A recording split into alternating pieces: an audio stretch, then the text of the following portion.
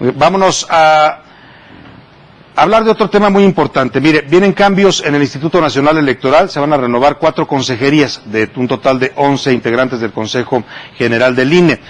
Esto va a tener un impacto importante, no solo en los nuevos nombramientos, sino también en los equilibrios internos en el INE. El Consejo General es el órgano máximo de decisión en el INE, también va a haber un tema con la relación con el gobierno actual, y para hablar de este tema y de lo que viene en el INE, estamos viendo ya empezar a agitarse las cosas con este tema. El viernes hubo un nombramiento, o una ratificación, más bien una reelección importante de Edmundo Jacobo en la Secretaría Ejecutiva del INE.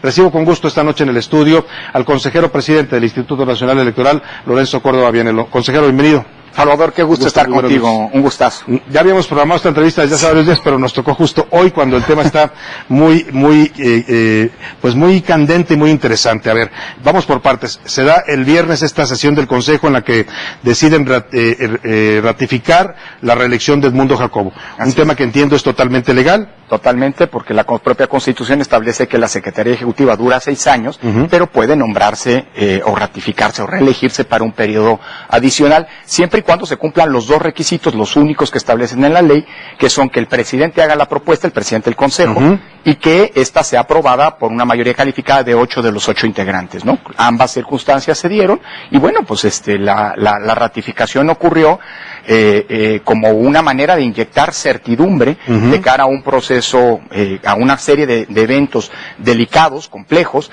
Tenemos el proceso de ratificación de nuevos partidos en puerta. Claro. Tenemos 2 elecciones de Coahuila y de Hidalgo que se realizarán este año, que si bien pueden parecer menores porque son solamente de Congreso y de ayuntamientos, respectivamente, también es cierto que es la primera vez que estamos utilizando en parte de esas elecciones urnas electrónicas, claro, como una manera de poder introducirlas de manera masiva más adelante. Y en septiembre pues arranca la elección que va a ser la más grande, compleja de la historia, tanto por lo que hace al número de potenciales votantes como por lo que hace a la disputa por el poder político. Nunca antes a tantos cargos habían estado en juego en una elección, y en ese contexto nosotros asumimos que la tranquilidad a los actores políticos, a la ciudadanía, a la propia estructura del Instituto Nacional Electoral, pasaba por nombrar a un funcionario que se ha ganado el respeto, como lo dijeron los propios partidos en la sesión, y el reconocimiento como es Edmundo Jacobo, que en su trayectoria en el INE y antes en el IFE, pues logró instrumentar 2 complejas reformas electorales y llevarlas a buen puerto, ¿no? Claro. Ahora, el hecho de que este nombramiento o esta ratificación se haya dado unos meses antes de que venza su cargo, que entiendo que es en abril, generó reacciones muy, digamos, iracundas, por decirlo menos. Yo vi algunos tuits incluso de la secretaria de la Función Pública, que no entiendo muy bien por qué está tuiteando sobre estos temas, pero un tuit particular en contra tuyo, diciendo, hay que ser valiente, señor consejero, esto no es de demócratas. Bueno, aquí se trata de aplicar la ley.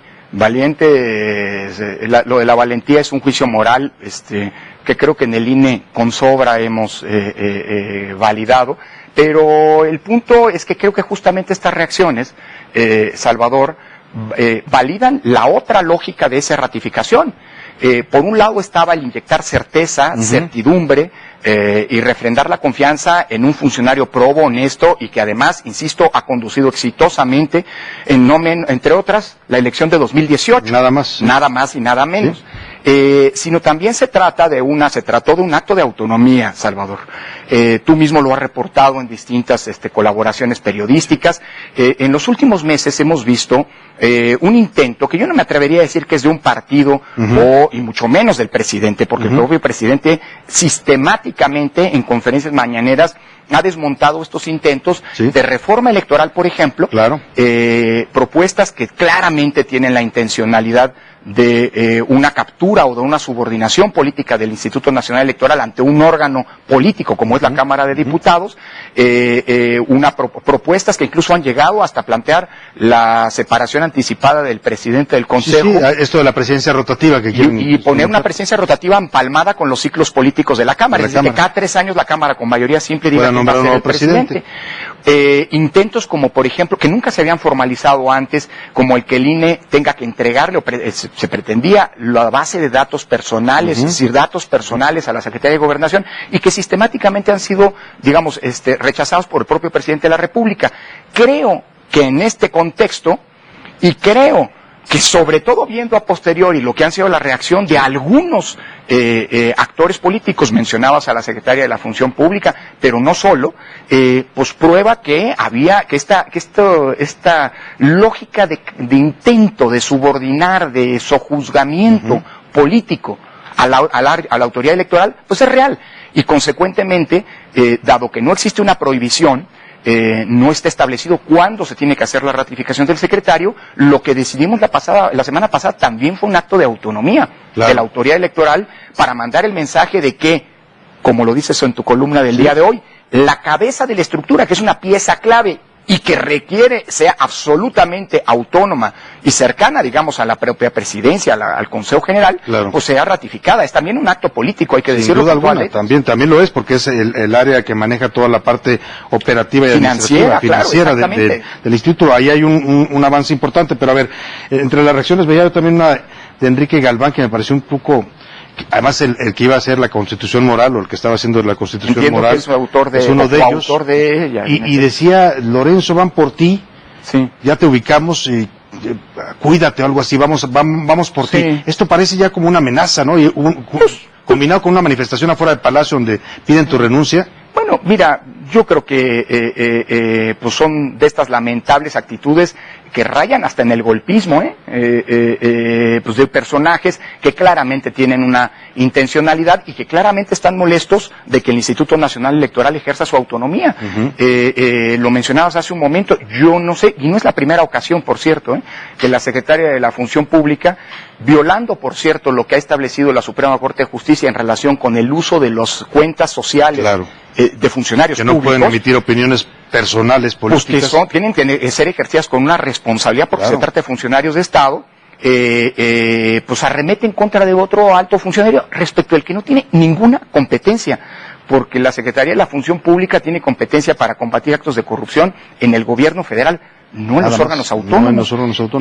Y pues es una profesionista que de mi parte, como en una ocasión lo dije en una carta pública que le dirigí a ella, pues no ha recibido más que respeto y deferencia, pero que evidentemente pues evidencia desde mi punto de vista que sí hay una tendencia política, déjame llamarlo así, dentro de la 4T.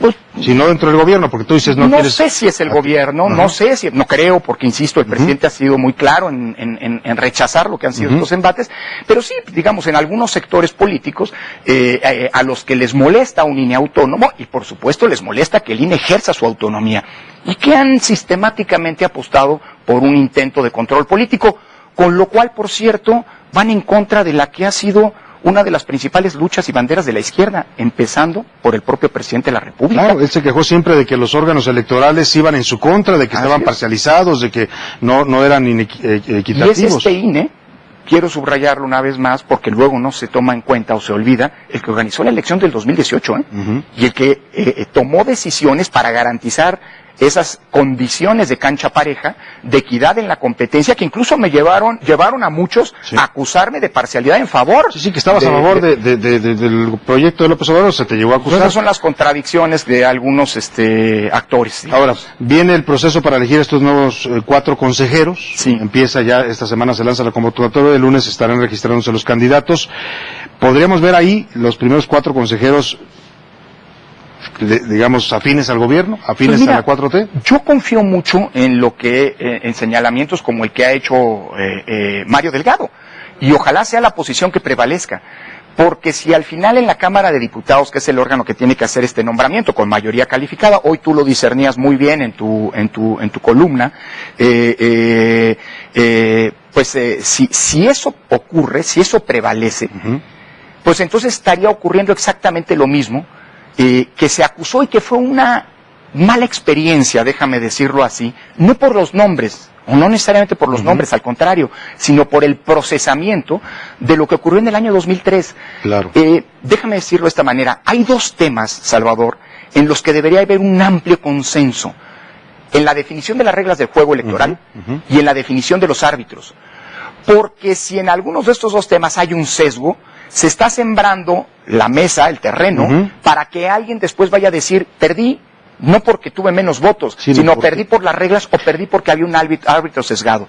Aprendamos de nuestros errores y apostemos por una designación hecha por el más amplio consenso. Yo confío mucho en que la postura que ha señalado Mario Delgado será la que prevalezca y no estas posturas facciosas que acabarían generando un problema en donde no lo tenemos. Porque hoy, a diferencia de lo que ocurrió hace 30 años, Salvador, en lo electoral ya no es un problema.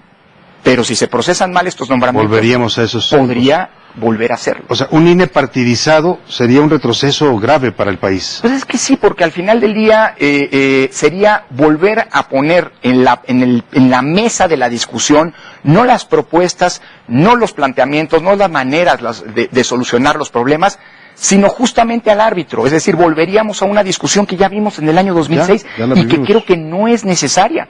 Hay que aprender de los errores, aunque también es cierto que en política la memoria en muchas ocasiones es muy corta. Ojalá y eso no ocurra, porque entonces a todos los problemas que hoy tiene el país, de pobreza, de desigualdad, de inseguridad, de corrupción, de impunidad, se vendría a agregar el tema del cuestionamiento sobre en la materia electoral. Y mira, llevamos ya un ciclo de elecciones claras, ciertas y que no representan un problema. Y hay que decir que eso es un impacto no solo grave para la democracia en México, sino también hacia el exterior. Es decir, hacia afuera el INE es visto como una institución respetada en otras partes del mundo. Mira, si no lo fuera, Salvador, que alguien me explique por qué el órgano electoral, que es el órgano de asistencia técnica en materia electoral de la Unión Europea, es el INE. Es decir, los mismos europeos firmaron un convenio a través de la Comisión de Venecia, a través del Consejo de Europa, para que el INE sea el que los asesore en múltiples materias en el ámbito electoral, como combate a la desinformación. México es un modelo que está siguiendo en varias partes del mundo, como por ejemplo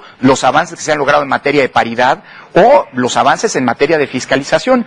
Yo creo que a veces nos cuesta mucho valorar lo que hemos hecho bien, y aunque en lo electoral hay mucho por mejorar, sería muy lamentable que diéramos pasos hacia atrás. Mucho por mejorar. Algunos cuestionamientos que hacen la línea tienen que ver con los costos, con los sueldos de los funcionarios, de los consejeros. Habría que revisar y entrar a eso. Y nadie está cerrado a eso. Mira, te lo digo así, hablando del tema de los sueldos. En el INE somos los únicos funcionarios que en 3 ocasiones nos hemos disminuido el sueldo.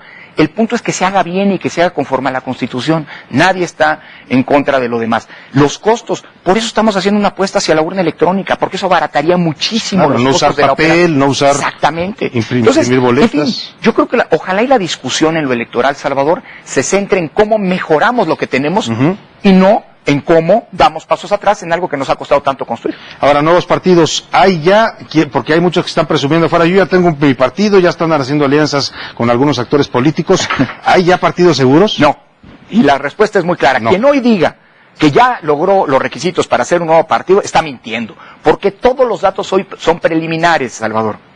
Es cierto que hay datos numéricos que el propio INE ha difundido, datos que tienen que ver con el número de asambleas realizadas, datos que tienen que ver con el número de afiliaciones hechas, y hay algunas agrupaciones que preliminarmente